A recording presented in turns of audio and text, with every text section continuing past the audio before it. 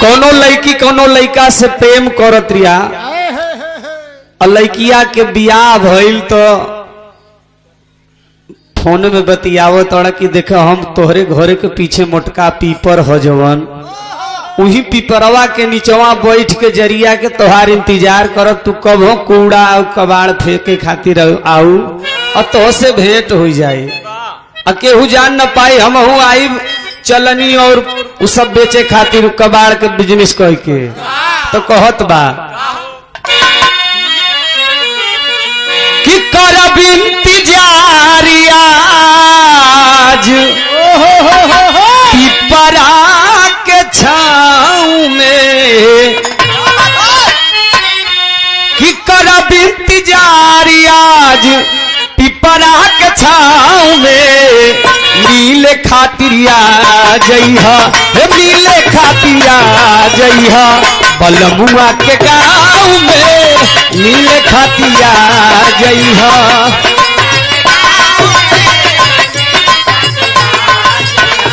करब इंतजार आज पिपरा के छाँव में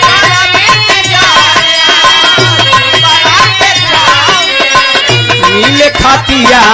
जइहा मिले खातिया जइहा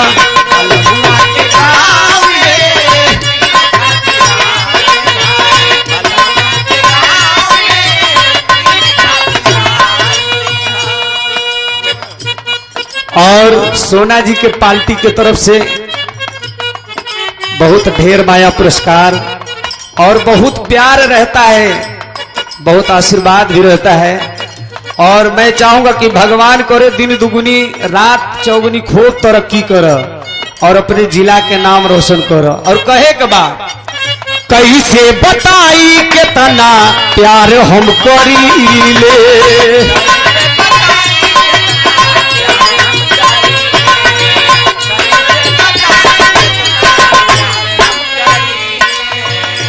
पिपरे के नीचे बैठा रहे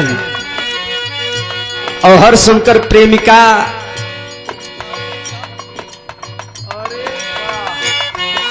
आज हमारे बड़े भैया उपेंद्र भैया का बड़ा प्यार आशीर्वाद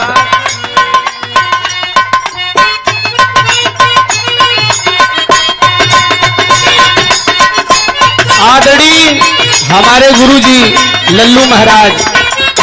जिनका प्यार आशीर्वाद घर पूरे परिवार के ऊपर रहता है। पुष्पमाला रुपया पैसा हर तरह से आशीर्वाद देते हैं और मैं उनका पांव छू के प्रणाम करता हूं।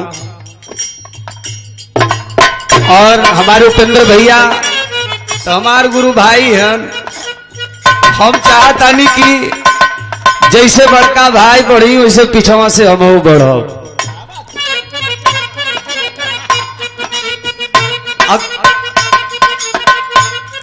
प्रेमिका के इंतजार करत बा, उधर से प्रेमिका कबाड़ लेके आवत है। घरे वाले का जानत है को पिपरा तरे ओकर महबूबा बैठा बा और तब से मिलत है कि हेया है और तब से देखत है तो कहत है कैसे बताई के तना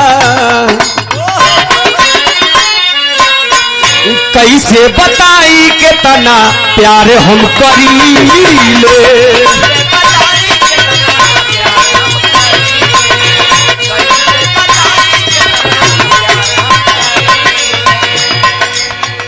आज भी मोहब्बत हम कोई से करीले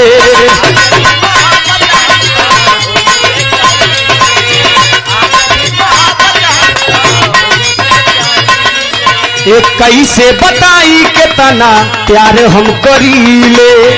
आज भी मोहब्बत हम तो उतने करीले दिहब हम निशानी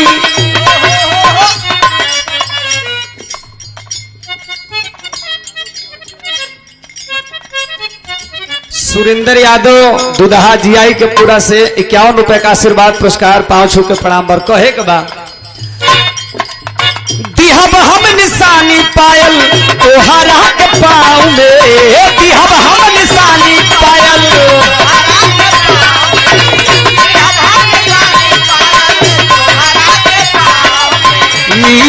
खातिया जइहा नील खातिया जइहा बलमुआ के गाँव में नील खातिया जइहा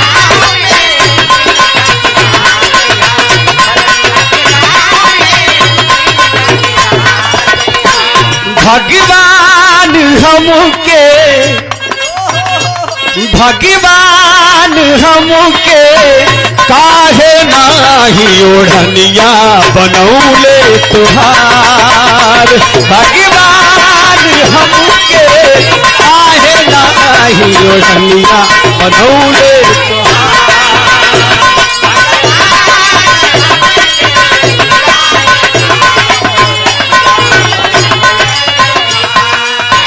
भगवान काश हमके तोहार ओढ़नी बनाए होते तो तू चाहे जहां जातू हम तोहरे साथे साथे रही देख के गुजे लगोरी तो है यूपी बिहार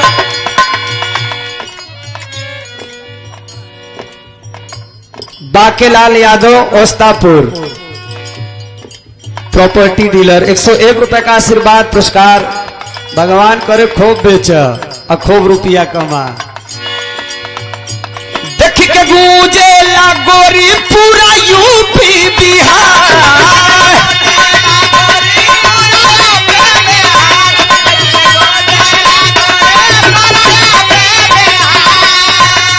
देख के गूंजे लागोरी पूरा यूपी बिहार भगवान हमके काहे नाही ओढ़निया बनौले तुहार भगवान हमके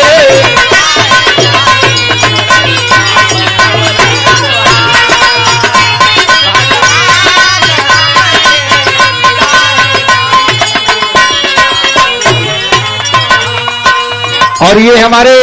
गुरु भाई धनेश भैया बहुत ही अच्छा बिरहा के गायक हैं और जब एक आवत थी तिजान बड़े बड़े पछता थी कि कैसे लग जाए जैसे लहरी जी खत्म हो गए कहा जौनी दिना मर जाए कफन बिने वाले करोड़पति हो जाए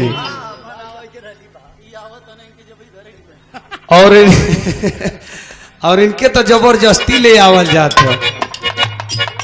बड़ा आशीर्वाद बड़ भाई हुआ